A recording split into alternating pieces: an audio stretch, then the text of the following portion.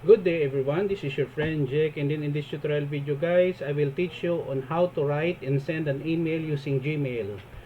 Before we start, I would like to say thank you very much to all my subscribers in my channel. Thank you for your support by watching all my videos, especially my kababayan, my fellow Filipinos who are one of my avid viewers and supporters in my channel.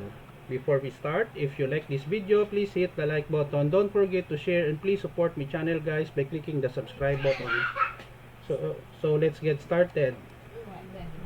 So here, how to write and send an email in Gmail. So we have here the compose. Just click this one. And then we want to send an email to myself for demonstration purposes. So into, we write the email address that the person that we want to send, let's say myself, and then I will write the subject, sending an email to myself. Hi Jake, this is just a demo email.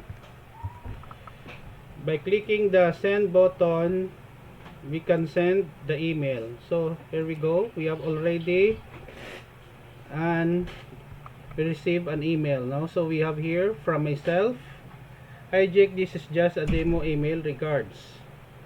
So it's very simple how to compose and send an email using Gmail. So this is the end of my tutorial video guys, a very short tutorial no, but still it is very useful for everyone who are not familiar with Gmail and how to write and send an email. Thank you very much for watching. Don't forget to like, share, and please support my channel by clicking the subscribe button. See you in the next video tutorial guys. This is your friend Jake saying bye bye for now.